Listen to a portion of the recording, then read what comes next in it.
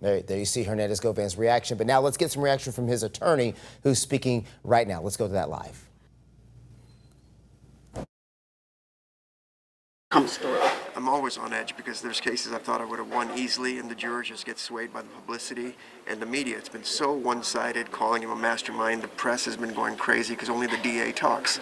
And that's the problem with our system, is because they make such a good first impression saying everybody's guilty that it's hard to get a fair trial. But thank God we got jurors. They took hundreds of pages of notes, and it didn't take them, 2 hours to figure out this was all garbage. And they virtually echoed everything that he said in closing.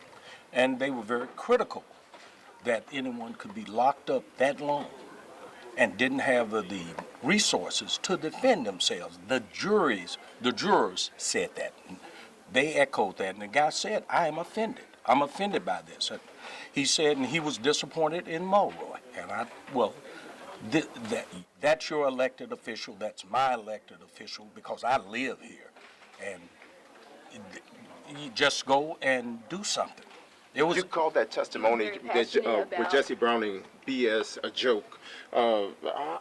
Why? Because it was. Half the stuff was just made up within a couple of days of this stuff, and they gave us this mystical receipt that's never been in any of the police reports. The jurors didn't buy it for a second. The lead investigator, Dabney, was incredibly honest when he said these are the mistakes that we made, and then you call up somebody that's willing to do or say anything to clean up the case to get a conviction. You saw how they shaded off the phone records. Where are the text messages? Where's any of that from Justin Johnson to our client saying we're going to do something? I presented hundreds of text messages where he's threatening people, trying to go shoot people with others. Govan was never in on any of it.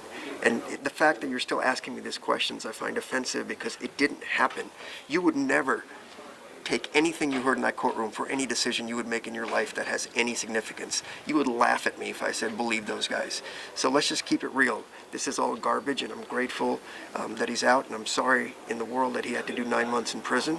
And I'm just grateful his fiance called me, and we have the resources to help poor people. You were very passionate in your closing arguments about, about Govan being just a man from Orange Mound up against the system. Kind of talk about where that passion came from.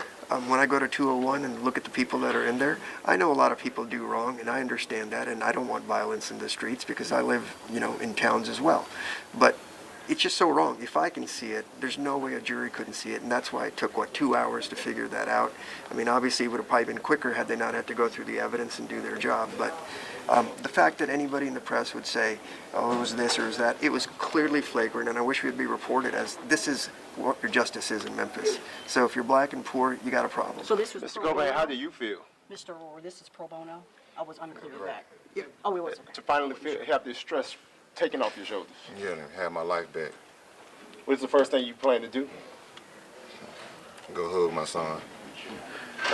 Mr. Govan, you haven't smiled all this week, but obviously you have a lot to smile about. Just tell me just about what you're feeling in right now. Like I said, it's kind of hard to explain the feeling of getting your life back, just from 12 people, so I'm just blessed, and I'm just ready to go see my son. What was going through your head when you were waiting for the verdict this morning? Nervousness, of course, it's natural, but I got a team around me that was very confident and supportive, so without them, it wouldn't be no me. I just want to thank again Manny, Robert, Haley, Beth, Handel, Contrell, Leanne, and just everybody that played a part in proving my innocence. You heard your attorney say if you're black and poor in Memphis, this is what happens. What would be your words of advice? Leave Memphis. Do you plan on leaving Memphis, sir? Of course. Was there any point throughout the week where you're like, you know what, I'm still nervous, prior to the verdict? Was there any point where it's like, I don't know which way it's going to go? I've been nervous for 4 years. How does it feel to be at the end of this 4-year journey that you've been on? It feels great. Just feel like I've been born again. I get a chance to restart my life and do some positive things. Do you think that this verdict will change how the court system is working here in Memphis? As corrupt as this system is, I doubt it.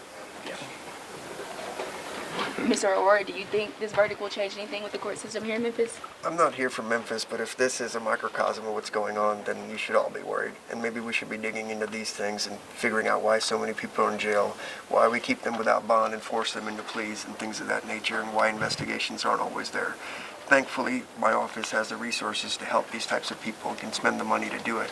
I can only imagine how hard it is for the public defenders with their cases or other appointed lawyers that couldn't do this, and how many people shouldn't be in prison. Oh, back in December, is that the reason? Obviously, you advised your client not to take that plea. That's always his decision. I don't advise him to do anything. They always say, what would I do? And I'm like, I'm not serving the time, so I have no idea. I can't go through that stress. You can't duplicate that. I mean, I love the man. I believed in him. That's why I took the case, and we fought like hell for it. I'm grateful that the staff stayed with me. I yelled at them a lot this week and put a lot of pressure on them. We worked long nights for the last few months. We filed, I don't know how many, 24 motions, most of which were granted, which never happens, but it was so obvious we were right, and yet still we have a case. The government just can't ever admit that maybe there isn't anything here. They'll just prosecute, and then blame the jury if it doesn't go your way.